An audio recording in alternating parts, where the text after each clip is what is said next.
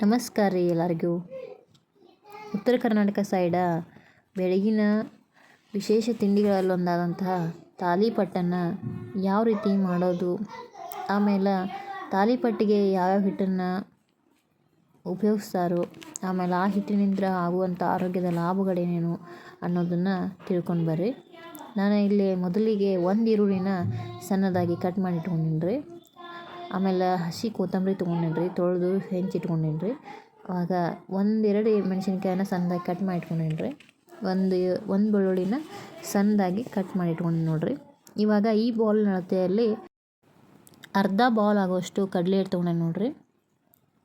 1 bowl ಆಗುವಷ್ಟು ಜೋಳದ ಹಿಟ್ಟು ತೊಗೊಂಡಿನಿ. ನಾವು ಕಡಲೆ ಹಿಟ್ಟು ಜೋಳದ ಹಿಟ್ಟನ್ನು ಕಡಿಮೆ ಪ್ರಮಾಣದಾಗ ತೊಗೊಂಡೀವ್ರಿ. ಅರ್ಧ ಬೌಲ್ ಆಗುವಷ್ಟು ಕಡಲೆ ಹಿಟ್ಟು, 1 ಬೌಲ್ ಆಗುವಷ್ಟು ಜೋಳದ ಹಿಟ್ಟಿಗೆ 4 ಬೌಲ್ ಆಗುವಷ್ಟು ಗೋಧಿ ಹಿಟ್ಟನ್ನು ಹಾಕ್ತಾಯಿದ್ದೀನಿ ನೋಡ್ರಿ. ಗೋಧಿ ಹಿಟ್ಟು, ಕಡಲೆ ಹಿಟ್ಟು, ಆಮೇಲೆ ಜೋಳದ ಹಿಟ್ಟು ಸರಿಯಾಗಿ ಒಂದಕ್ಕೊಂದು ಮಿಕ್ಸ್ ಆಗೋ ಹಾಗೆ ಕಲಸ್ರಿ. ನಾವು ಗೋಧಿ ಹಿಟ್ಟನ್ನು ಜಾಸ್ತಿ ಯಾಕೆ ಹಾಕಿದ್ವು ಅಂದರೆ ಜೋಳದ ಹಿಟ್ಟಿಗೆ ಜಿಗಿಟ ಕಡಿಮೆ ಇರ್ತೈತೆ ರೀ. ಆಮೇಲೆ ಕಡಲೆ ಹಿಟ್ಟು ಹಾಕೋದ್ರಿಂದ ರುಚಿಯಾಗಿ ಬರ್ತಾವ್ರಿ. ಇದಕ್ಕೆ ಇವಾಗ ರುಚಿಗೆ ತಕ್ಕಷ್ಟು ಉಪ್ಪು ಹಾಕತ್ತೇನೆ ರೀ. ಯಾವಾಗಲೂ ನೀವು ದೋಸೆ ರೀತಿ ಬರ್ಬೇಕಂತಂದ್ರೆ ಗೋಧಿ ಹಿಟ್ಟನ್ನು ಜಾಸ್ತಿ ಪ್ರಮಾಣದಾಗ ಹಾಕಿರಿ, ಜೋಳದ ಹಿಟ್ಟು, ಕಡಲೆ ಹಿಟ್ಟನ್ನು ಕಡಿಮೆ ಪ್ರಮಾಣದಾಗ ಹಾಕಿರಿ. ಕಡಲೆ ಹಿಟ್ಟು, ಜೋಳದ ಹಿಟ್ಟು ಜಾಸ್ತಿ ಆದ್ರೆ ತಾಲಿಪಟ್ಟು ದಿಪ್ಪಗೆ ಬರ್ತಾವ್ರಿ. ಆಮೇಲೆ ಅಷ್ಟೊಂದು ಸರಿಯಾಗಿ ಬರೋದಿಲ್ಲ ರೀ, ತವೆ ಹಿಡ್ಕೋತಾವ್ರಿ ನೋಡ್ರಿ. ಇವಾಗ ಇದಕ್ಕೆ ಹೆಚ್ಚಿಟ್ಕೊಂಡಂಥ ಈರುಳ್ಳಿ, ಹಸಿಮೆಣ್ಸಿನ್ಕಾಯಿ, ಆಮೇಲೆ ಬೆಳ್ಳುಳ್ಳಿ, ಆಮೇಲೆ ಹಸಿ ಕೊತ್ತಂಬರಿ ಹಾಕತ್ತೇನೆ ರೀ. ರುಚಿಗೆ ತಕ್ಕಷ್ಟು ಉಪ್ಪು ಹಾಕೇನಿ ರೀ. ಕಲರಿಗೆ ಸ್ವಲ್ಪ ಅರಿಶಿನ ಹಾಕೇನಿ ರೀ. ಅದು ಬೇಕಂದ್ರೆ ಹಾಕ್ಬೋದು ರೀ, ಬೇಡಂದ್ರೆ ಸ್ಕಿಪ್ ಮಾಡ್ಬೋದು ರೀ.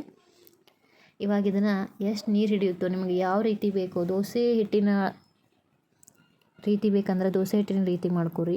ಇಲ್ಲ ಸ್ವಲ್ಪ ರೊಟ್ಟೆ ಥರ ದಿಪ್ಪು ಬೇಕಂದ್ರೆ ಒಂದು ಸ್ವಲ್ಪ ಗಟ್ಟಿಯಾಗಿ ಹಿಟ್ಟನ್ನು ಮಾಡ್ಕೊಳ್ರಿ.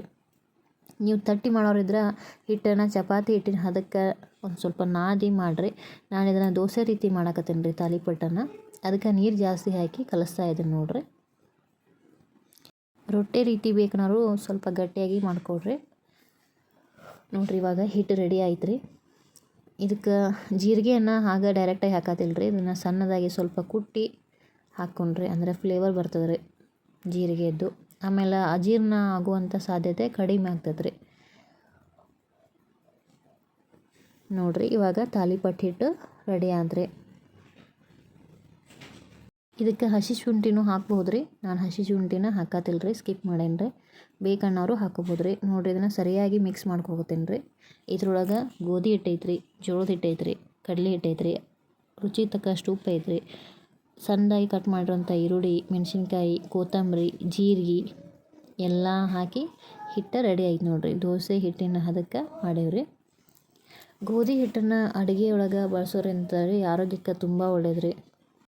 ಏನಾರ ಪತ್ತೆ ಮಾಡೋಕೆ ಹೇಳ್ತಿರ್ತಾರಲ್ರಿ, ಯಾವಾಗ ಗೋಧಿ ಹಿಟ್ಟನ್ನು ಉಪಯೋಗ ಮಾಡಿರಿ ಅಂತಿರ್ತಾರೆ ರೀ. ಮಧುಮೇಹ ಇದ್ದವ್ರಿಗೆ, ರಕ್ತದೊತ್ತಡ ಇದ್ದವ್ರಿಗೆ, ಬೊಜ್ಜಿದ್ದವ್ರಿಗೆ, ಹೃದ್ರೋಗ ಇದ್ದವ್ರಿಗೆ ಡಾಕ್ಟ್ರು ಅದು ಗೋಧಿ ಹಿಟ್ಟನ್ನು ಬಳಕೆ ಮಾಡೋಕೆ ಹೇಳ್ತಾರೆ ರೀ ನೋಡ್ರಿ. ನಾ ಇಲ್ಲಿ ಈರುಳ್ಳಿ ಕಟ್ ಮಾಡಿ ಇಟ್ಕೋತೀನಿ ರೀ. ಈರುಳ್ಳಿನ ಎಣ್ಣೆಯಲ್ಲಿ ತವೆಗೆ ಹಚ್ಚೋದ್ರಿಂದ ರೀ ತಾಲಿಪಟ್ಟು ತವೆಗೆ ಹತ್ಕೋದಿಲ್ಲ ರೀ. ಆಮೇಲೆ ದೋಸೆ ಮಾಡುವಾಗಲೂ ನೀವು ಇದೇ ರೀತಿ ಮಾಡ್ಬೋದು ರೀ. ನಾನ್ ಸ್ಟಿಕ್ ಇದ್ರೆ ತಾಲಿಪಟ್ಟು ಅಷ್ಟೊಂದು ರುಚಿಯಾಗಿ ಬರೋಲ್ಲ ರೀ. ಎಣ್ಣೆ ಹಾಕಿದ್ರೆ ಮಾತ್ರ ರುಚಿಯಾಗಿ ಬರ್ತಾವೆ. ಅದಕ್ಕೆ ನಾನು ನಾನ್ ಸ್ಟಿಕ್ ಒಳಗನ ಚಪಾತಿ ಮಾಡುವಂಥ ತವೆ ತೊಗೊಂಡೇನಿ ರೀ. ಇದಕ್ಕೆ ಸರಿಯಾಗಿ ಎಲ್ಲ ಕಡೆ ಎಣ್ಣೆಯನ್ನು ಸ್ಪ್ರೆಡ್ ಮಾಡ್ಬೇಕು ರೀ. ಈರುಳ್ಳಿಯಿಂದ ಮಾಡೋದ್ರಿಂದ ತವೆಗೆ ತಾಲಿಪಟ್ಟು ಹತ್ಕೋದಿಲ್ಲ ರೀ. ಆದಷ್ಟು ಈರುಳ್ಳಿನ ಹಚ್ಚಿ ಎಣ್ಣೆನ ಹಚ್ಚಿರಿ. ಗೋಧಿಯನ್ನು ಸೇವನೆ ಮಾಡಿದ್ರ ರೀ ನಮ್ಮ ದೇಹಕ್ಕೆ ಶಕ್ತಿ ನೀಡೋದ್ರ ಜೊತೆಗೇನು ಕೊಬ್ಬಿನ ಅಂಶಗಳನ್ನು ಹೊರಹಾಕ್ತೈತೆ ರೀ. ದೇಹ ಚಟುವಟಿಕೆಯಿಂದ ಇರುವಂಥ ಮಾಡ್ತೈತೆ ರೀ. ಬೆಳಗಿನ ಜಾವ ಉಪ್ಪಿಟ್ಟು ಮಾಡ್ತಾರೆ ರೀ ಹಳ್ಳಿ ಸೈಡ. ಗೋಧಿ ಹಿಟ್ಟಿನ ನುಚ್ಚು ಮಾಡ್ತಾರೆ ರೀ. ಆಮೇಲೆ ಸಜ್ಜಕ ಮಾಡ್ತಾರೆ ರೀ. ಅಂದ್ರೆ ಆರೋಗ್ಯಕ್ಕೆ ತುಂಬ ಒಳ್ಳೇದು ರೀ ಇದು. ಅದಕ್ಕಾಗಿ ಬೆಳಿಗ್ಗೆ ಎದ್ದು ಗೋಧಿ ಹಿಟ್ಟಿಂದನೇ ಜಾಸ್ತಿ ಮಾಡ್ತಾರೆ ರೀ ಉತ್ತರ ಕರ್ನಾಟಕ ಸೈಡ. ಆಮೇಲೆ ದೇಹದ ಸೌಂದರ್ಯವನ್ನು ಹೆಚ್ಚಿಸೋಕೆ ಗೋಧಿ ಹಿಟ್ಟು ತುಂಬ ಉಪಯೋಗ ಆಗ್ತೈತೆ ರೀ ನೋಡ್ರಿ. ಇವಾಗ ನಾವು ತವಿ ತುಂಬ ನೀಟಾಗಿ ಗಾಂಧಿ ಹಚ್ಚಿ ಉಳ್ಳಾಗಡ್ಡಿ ಸಹಾಯದಿಂದ ಗಾಂಧಿ ಹಚ್ಚೀವ್ರಿ. ಇದಕ್ಕೆ ಇವಾಗ ತಾಲಿಪಟ್ಟು ಹಿಟ್ಟು ಹಾಕಿ ನೋಡ್ರಿ ರೌಂಡಾಗೆ. ಆಮೇಲೆ ಇದ್ರ ಮೇಲ್ಗಡೆ 1 ಸ್ಪೂನ್ ಆಗುವಷ್ಟು ಎಣ್ಣೆನ ಹಾಕ್ತಾ ಇದ್ದೀನಿ ರೀ. ಕಡಲೆ ದೇಹದಲ್ಲಿನ ಸಕ್ಕರೆ ಪ್ರಮಾಣವನ್ನು ನಿಯಂತ್ರಿಸ್ತದೆ ರೀ. ಕಡಲೆ ಕಾಳಿನಲ್ಲಿರುವಂತಹ ಫೈಬರ್ ರೀ ರಕ್ತದಲ್ಲಿನ ಸಕ್ಕರೆ ಮತ್ತು ರಕ್ತದ ಲಿಪಿಡ್ ಮಟ್ಟವನ್ನು ಉತ್ತಮವಾಗಿ ನಿಯಂತ್ರಿಸೋದ್ರ ಜೊತೆಗೆ ಇನ್ಸುಲಿನ್ ಪ್ರತಿರೋಧವನ್ನು ಕಡಿಮೆ ಮಾಡ್ತದೆ ರೀ. ಅಧಿಕ ಫೈಬರ್ ಉಳ್ಳ ಆಹಾರ ಆಗಿರೋದ್ರಿಂದ ರೀ ಇದನ್ನು ಸೇವಿಸೋದು ತುಂಬ ಒಳ್ಳೆಯದು ರೀ. ಮಧುಮೇಹ ಮತ್ತು ಅಧಿಕ ರಕ್ತದ ಒತ್ತಡವನ್ನು ನಿಯಂತ್ರಣ ಮಾಡೋದು ಕಡಲೆ ರೀ. ಆದಷ್ಟು ಕಡಲೆನ ಯೂಸ್ ಮಾಡಿರಿ. ಹಳ್ಳಿ ಸೈಡ್ ಪ್ರತಿದಿನ ಬೆಳಿಗ್ಗೆ ಎದ್ದ ತಕ್ಷಣ ನೆನಗಡಲೆ ಬೆಲ್ಲ ಕೊಡ್ತಾರೆ ರೀ. ಇದು ಶಕ್ತಿನ ನೀಡ್ತದೆ ಅಂಥೇಳಿ. ನೋಡಿರಿ, ಇವಾಗ ತಾಲಿಪಟ್ಟನ್ನು ಮೀಡಿಯಮ್ ಉರಿಯಲ್ಲಿ ನೀವು ಬೇಯಿಸ್ರಿ. ಜಾಸ್ತಿ ಉರಿ ಇಟ್ಟಿದ್ರೆ ಹೊತ್ತುವಂಥ ಸಾಧ್ಯತೆ ಇರ್ತದೆ ರೀ. ಎಣ್ಣೆ ಹಾಕಿನ್ರಿ ಬೇಯ್ತಾ ಇದ್ದೀರಿ. ಆಮೇಲೆ ಜೋಳದ ಹಿಟ್ಟದ ಉಪಯೋಗ ಏನಂದ್ರೆ ಜೋಳದ ರೊಟ್ಟಿ ಮಾಡ್ತಾರೆ ನಮ್ಮ ಕಡೆ ಜಾಸ್ತಿ.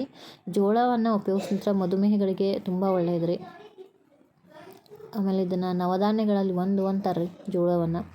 ಇದರಿಂದ ರಕ್ತದಲ್ಲಿನ ಗ್ಲೂಕೋಸ್ ಮಟ್ಟವನ್ನು ನಿಯಂತ್ರಣದಲ್ಲಿಡ್ಬೋದು ರೀ.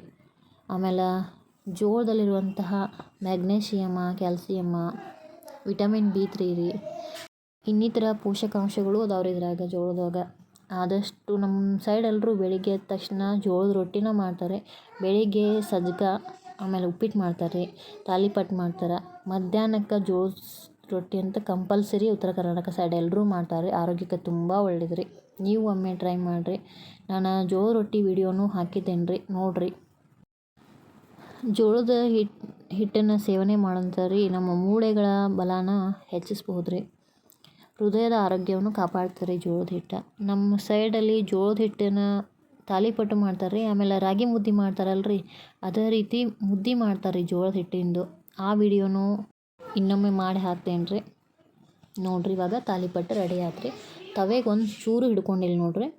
ಯಾಕಂದ್ರೆ ಈರುಳ್ಳಿ ಆಮೇಲೆ ಎಣ್ಣೆ ಮಿಕ್ಸ್ ಮಾಡಿ ನಾವು ಹಚ್ಚಿದ್ದು ಅಲ್ರಿ. ಈರುಳ್ಳಿಯಿಂದ ಎಣ್ಣೆಯನ್ನು ತವೆಗೆ ಹಚ್ಚಿದ್ರಿಂತ ರೀ ತಾಲಿಪಟ್ಟು ತವೆಯನ್ನು ಹಿಡ್ಕೊಳ್ರಿ. ದೋಸೆ ರೀತಿನ ಬಂದೈತೆ ರೀ. ಇದಕ್ಕೆ ಈರುಳ್ಳಿ, ಕೊತ್ತಂಬರಿ, ಮೆಣಸಿನ್ಕಾಯಿ ಅದು ಹಾಕದನ ನೀವು ಜೋಳದ ಹಿಟ್ಟು, ಕಡಲೆ ಹಿಟ್ಟು, ಆಮೇಲೆ ಸ್ವಲ್ಪ ಗೋಧಿ ಹಿಟ್ಟು ಜಾಸ್ತಿ ಹಾಕಿರಿ. ಮಾಡಿದ್ರೆ ಸೇಮ್ ದೋಸೆ ಥರನ ಬರ್ತದೆ ರೀ. ಈ ವಿಡಿಯೋ ನಿಮ್ಗೆ ಇಷ್ಟ ಆದ್ರೆ ಲೈಕ್ ಮಾಡಿರಿ, ಸಬ್ಸ್ಕ್ರೈಬ್ ಮಾಡಿರಿ.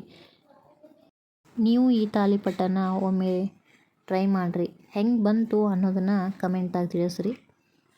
ಮತ್ತು ನೀವು ತಾಲಿಪಟ್ಟು ಮಾಡ್ತಿದ್ರೆ ಬೇರೆ ಯಾವುದಾದ್ರೂ ರೀತಿಲಿ ಮಾಡ್ತಿದ್ರೆ ಹೆಂಗೆ ಮಾಡ್ತೀರಿ ಅನ್ನೋದನ್ನು ಕಮೆಂಟಾಗಿ ತಿಳಿಸ್ರಿ. ತಾಲಿಪಟ್ಟಿನೊಳಗೆ ಕೊಬ್ಬರಿ ಚಟ್ನಿ ತುಂಬ ಚೆನ್ನಾಗಿರ್ತದೆ ರೀ. ಮೊಸರು ಹಚ್ಕೊಂಡು ತಿಂದರೂ ಚೆನ್ನಾಗಿರ್ತದೆ ರೀ. ನಾನು ಮೊಸರು ಇಟ್ಟೆ ನೋಡಿರಿ. ಆಮೇಲೆ ಪುದೀನ ಚಟ್ನಿ ಇದ್ರೊಳಗೆ ತುಂಬ ಚೆನ್ನಾಗಿರ್ತದೆ ರೀ. ನೋಡಿರಿ, ಈ ವಿಡಿಯೋ ನಿಮಗೆ ಇಷ್ಟ ಆದ್ರೆ ಲೈಕ್ ಮಾಡಿರಿ, ಸಬ್ಸ್ಕ್ರೈಬ್ ಮಾಡಿರಿ. ಸಪೋರ್ಟ್ ಮಾಡೋದನ್ನು ಮರಿಬೇಡ್ರಿ. ಧನ್ಯವಾದಗಳು ರೀ.